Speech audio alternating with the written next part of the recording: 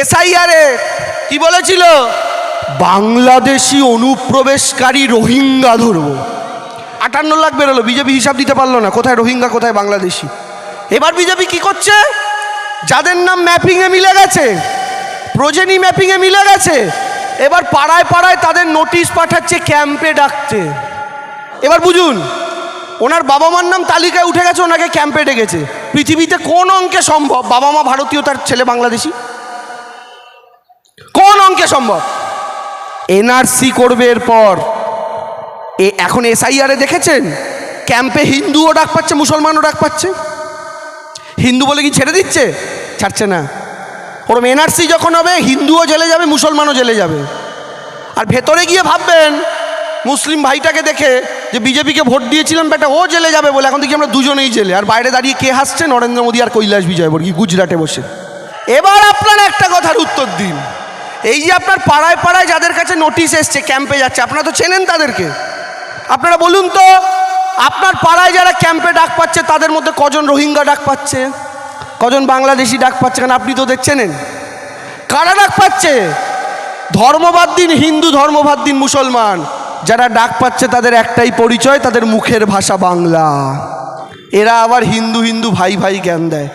আমি আপনাদের বলি, বিজেপি হিন্দুরও বন্ধু না, বিজেপি মুসলমানেরও বন্ধু না, বিজেপি আম্বানির আর আদানির বন্ধু, জেনে রাখুন। বিজেপি হিন্দুরও বন্ধু না, মুসলমানেরও বন্ধু না, বিজেপি কোটিপতিদের বন্ধু। সেই কারণে এসআইআরে কি বলেছিল? বাংলাদেশি অনুপ্রবেশকারী রোহিঙ্গা ধরব। 58 লাখ লোকের নাম বাদ গেছে। জিজ্ঞেস করলাম কটা রোহিঙ্গা পেলে? উত্তর নেই। বলেছিল বাংলায় নাকি 1.5 কোটি রোহিঙ্গা আছে। 1.5 কোটি রোহিঙ্গা মানে বোঝেন? বাংলার জনসংখ্যা 10 কোটি, তার মধ্যে 1.5 কোটি রোহিঙ্গা। রাউন্ড ফিগারে যদি 2 কোটি ধরেন, মানে রাস্তায় বেরোলে আপনি যদি 10টা মানুষকে দেখতে পান তার মধ্যে নাকি 2টো রোহিঙ্গা। এত রোহিঙ্গা বললো। 58 লাখ বেরোলো, বিজেপি হিসাব দিতে পারলো না কোথায় রোহিঙ্গা কোথায় বাংলাদেশি। এবার বিজেপি কি করছে? যাদের নাম ম্যাপিংয়ে মিলে গেছে, প্রজেনি ম্যাপিংয়ে মিলে গেছে, এবার পাড়ায় পাড়ায় তাদের নোটিশ পাঠাচ্ছে, ক্যাম্পে ডাকছে।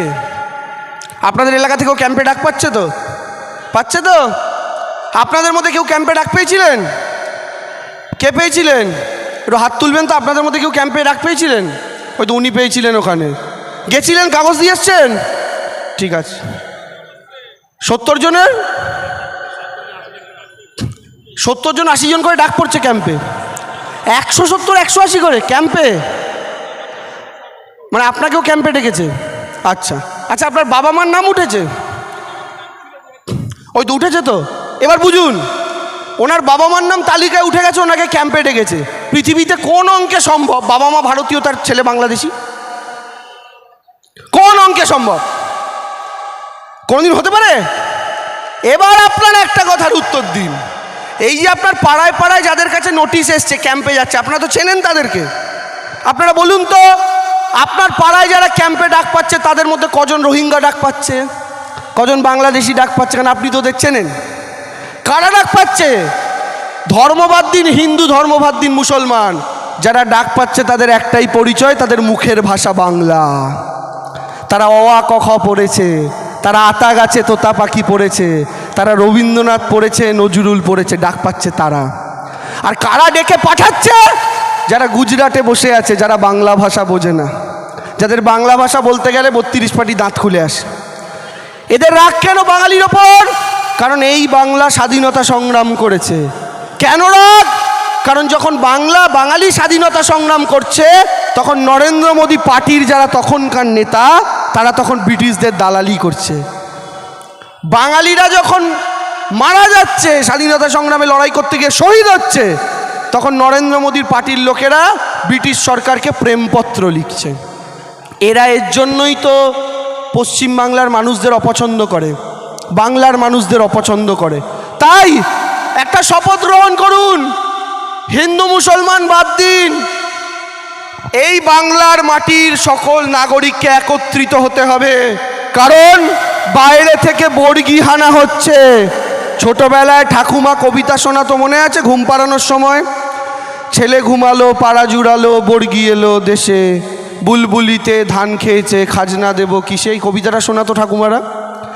আমরা ভাবতাম এই যে ঠাম্মা ঘুম পাড়ানোর সময় বলে ছেলে ঘুমালো পাড়া জুড়ালো বর্গি এলো দেশে, বর্গি কে? পরে ভালো করে চোখ টোক মুছে দেখলাম এই বর্গি তো কৈলাস বিজয় বর্গি। এই বর্গি তো সেই বিজেপির নেতারা। সেই সময় মারাঠা বর্গিরা এসে বাংলা লুট করত, আর এখন গুজরাট থেকে বর্গিরা এসে বাংলা লুট করতে চাইছে। কেন? কারণ একটাই মাটি যারা ওরা এখনো দখল করতে পারেনি। ওরা কেজরিওয়ালকে হারিয়ে দিয়েছে, অখিলেশকে হারিয়ে দিয়েছে, তেজস্বীকে হারিয়ে দিয়েছে, রাহুল গান্ধীকেও হারিয়ে দিয়েছে, কিন্তু ভারতের একমাত্র নেত্রী মমতা ব্যানার্জি যাকে ওরা হারাতে পারছে না, তাই তাকে হারানোর জন্য সব কিছু তারা করতে রাজি আছে। তাই আপনাদের কিন্তু সঙ্গবদ্ধ থাকতে হবে। দিদিকে আবার চতুর্থবার মুখ্যমন্ত্রী বানাতে হবে। তার জন্য বুথে বুথে দাঁত কামড়ে 3টে মাস পড়ে থাকতে হবে। কারণ বিজেপির লক্ষ্য কিন্তু, আবার বলছি, এই বাংলার মাটিকে আপনি যে ভাষায় কথা বলেন সেই ভাষা মুক্ত করা, আর এইটা কিন্তু করতে দেওয়া যাবে না। এনআরসি করবে এরপর। এখন এসআইআরে দেখেছেন ক্যাম্পে হিন্দুও ডাক পাচ্ছে, মুসলমানও ডাক পাচ্ছে। হিন্দু বলে কি ছেড়ে দিচ্ছে? ছাড়ছে না। ওরম এনআরসি যখন হবে হিন্দুও জেলে যাবে, মুসলমানও জেলে যাবে। আর ভেতরে গিয়ে ভাববেন মুসলিম ভাইটাকে দেখে যে বিজেপিকে ভোট দিয়েছিলাম বেটা ও জেলে যাবে বলে, এখন দেখি আমরা দুজনেই জেলে। আর বাইরে দাঁড়িয়ে কে হাসছে? নরেন্দ্র মোদী আর কৈলাস বিজয়বর্গী গুজরাটে বসে। তাই নিজেদের মধ্যে ধর্মে বিভেদ নয়, এ মাটির টানে মাটির প্রেমে একত্রিত হন। কারণ বাইরে থেকে বহিরাগত বর্গীর আক্রমণ হয়েছে। তাই শেষ করার আগে বক্তব্য আপনাদের থেকে কথা নিয়ে যেতে চাই। দিদিকে জেতাবেন তো চতুর্থবার? মায়েরা দিদির পাশে আছেন তো?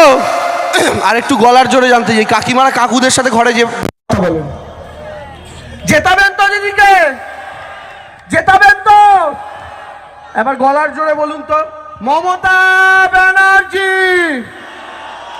মমতা ব্যানার্জি, মমতা ব্যানার্জি, জয় বাংলা, জয় বাংলা, তৃণমূল কংগ্রেস। তাহলে খেলা 26-এ হবে তো? খেলবেন তো? আগের বার আইপিএল ছিল, এবার কিন্তু ওয়ার্ল্ড কাপ, বড় খেলা, প্রস্তুতি রাখুন। ওদের 11টা প্লেয়ার, সবার পায়ে বুট জুতো, সবার গায়ে সোনার পোশাক, সবার হাতে ব্যাট, সবার হাতে বল, কিন্তু ওদের 11টা প্লেয়ারের উল্টো দিকে আমাদের একটা প্লেয়ার বুট পরে নয় কিন্তু হাওয়াই চটি পরে একা খেলছে। আর সেই প্লেয়ারের পাশে আমাদের দাঁড়াতে হবে মায়েরা দাদারা। জয় হিন্দ, জয় বাংলা, থ্যাংক ইউ।